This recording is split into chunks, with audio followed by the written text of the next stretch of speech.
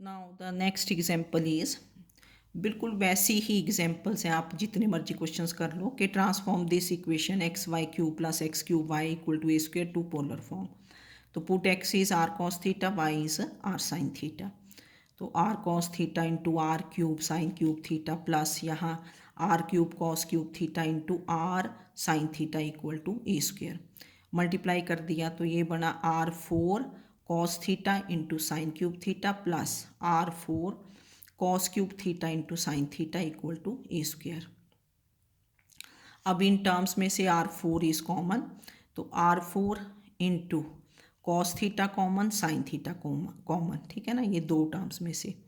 तो इन side is यहाँ से sine square theta plus cos square theta equal to a square. तो therefore we have r four sine theta cos theta, this is a square. तो that is, वैसे तो इसको as it is भी लिख सकते हो, this changes to polar form. पर अगर आपको ट्रिग्नोमेट्री के फॉर्मूला आते हैं, ये साइन थीटा कॉस थीटा है तो multiply by two both sides कर दोगे। तो this is r four two sine theta cos theta is two a square. तो that is r four into sine two theta is two a square, which is the required equation. ठीक है ना, ये आपकी required equation बन गई। This is in the polar form. Now next is find the equivalent cartesian equation of this form. अब ये polar form में दिया इसकी एक्स वाई की टर्म्स में इक्विवेलेंट कार्टेशियन इक्वेशन। तो r square is six r sine theta, x को r cos theta, y को आर साइन थीटा। तो फिर आपका x square plus y square क्या हो जाता है, आर स्क्वेयर। तो ये जो इक्वेशन है r square, this becomes now one becomes r square is minus six r sine theta कितना है, वाई। आर साइन थीटा कितना होता है, वाई। और आर स्क्वेयर की वैल्यू क्या है, x square plus y square. ये पुट कर दिया x square plus y square minus six y, take to one side. तो this is x square plus y square plus six y equal to zero. This is the required equation in cartesian coordinates. ठीक है ना, बिल्कुल easy questions हैं। फिर next है change to Cartesian coordinates. फिर वैसे ही ये r raise to power one by two is equal to a raise to power one by two cos theta by two. अब क्योंकि यहाँ raise to power one by two है तो क्या कर दोगे, स्क्वेयरिंग बोथ साइड्स। तो जब आपने स्क्वेयर किया तो r is equal to a cos square theta by two. तो r is equal to a. अब यहाँ आपको थोड़ा फॉर्मूला आना चाहिए। आप फॉर्मूला करते थे कॉस टू ए का, but is cos two a, two cos square a minus one. Cos two a is equal to two cos square a minus one, ये फॉर्मूला होता है। तो ये टर्म आप इधर लेके आए, one plus cos two theta divided by two, we take one to the other side. तो one plus cos two theta divided by two, this is cos square theta. अब हमें यहाँ वन प्लस कॉस थीटा चाहिए, मतलब यहाँ से half angle half है ना। तो one plus cos theta whole divided by two is cos square theta by two. Two theta की जगह हाफ एंगल किया, थीटा कर दिया, तो यहाँ क्या हो जाएगा, थीटा बाई टू। तो cos square theta by two, this is one plus cos theta divided by two. तो x आपका r cos theta, y is r sine theta, ये तो होता ही है ना। तो r इज क्या बना, a into one plus cos theta divided by to. अगर ये फॉर्मूला नहीं आएगा तो फिर आगे नहीं ना चल पाएंगे। तो टू आर मल्टीप्लाई कर दिया क्रॉस a प्लस a, क्योंकि a आउटसाइड है तो a plus a cos theta. तो this is a plus a। अब कॉस थीटा की वैल्यू क्या होगी, एक्स ओवर आर, यहाँ से because x is r cos theta, x over r. तो therefore two r square, r LCM आ गया है ना, थोड़ा आगे आगे बढ़ते गए ना जैसे जैसे कंडीशंस बनी। Two r square is a r plus a x हो गया, टू टाइम्स। अब आर स्क्वेयर की वैल्यू कितनी है, x square plus y square.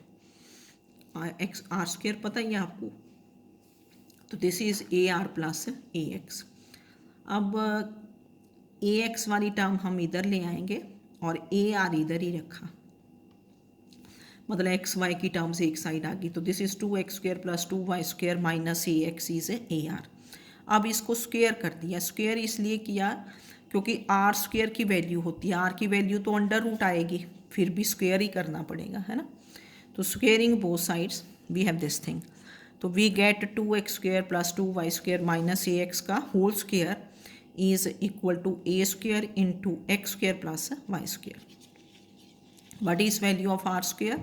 x² + y², तो विच इज़ द रिक्वायर्ड फॉर्म। इसमें थोड़ा लेंथी चला, ये काफ़ी स्टेप्स किए। पहले स्क्वेयर किया क्योंकि पावर्स हाफ थी, ये cos स्क्वेयर θ/2 बना, इसको 1 + cos θ/2 लिखा, फिर आपने क्रॉस मल्टीप्लाई कर दिया, ये cos θ की वैल्यू x/r, क्योंकि थीटा और r नहीं ना रहने चाहिए, फिर ये r एलसीएम आ गया, क्रॉस कर दिया, आर स्क्वेयर की वैल्यू x² + y², फिर ये बन गया x की टर्म इधर ले आए ए आर, है ना, तो ये बना। नाउ नेक्स्ट फिर वैसे ही है कि find the Cartesian equation of the curve, ये r इज़ a/θ, ये पोलर में है, अब कार्टेशियन में फाइंड करनी है। तो r को क्या पुट कर दोगे, √of x² + y², cross multiply कर दिया r थीटा, ठीक है ना। तो थीटा क्या है, tan इनवर्स y/x, थीटा की वैल्यू आपको पता है, theta is tan inverse y/x, y/x, tan theta क्या होता है y/x, तो theta is tan inverse y/x, तो देयरफॉर tan इनवर्स y/x, इसको एज इट इज़ भी रख सकते हो, या this is a/√of x² + y², तो this is the Cartesian form of this polar form, ठीक है ना।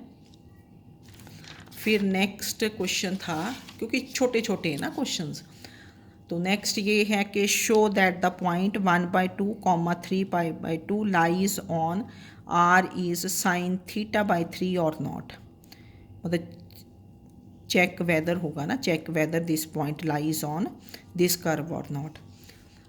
तो ये पोलर कोऑर्डिनेट्स हैं आपके, दीज आर पोलर। आर को क्या पुट करोगे 1/2 और थीटा को 3π/2, तो द पॉइंट 1/2, 3π, लाइज का तो मतलब पता है ना, लाइज क्या होता है कि अगर आप एक्स वाई में एक्स को जगह पुट करते हो वाई की, अब यहाँ आर थीटा है, तो इफ़ क्या होगा, आर की जगह 1/2 और थीटा की जगह 3π/2, if 1/2 is sine 3π/2 whole divided by 3,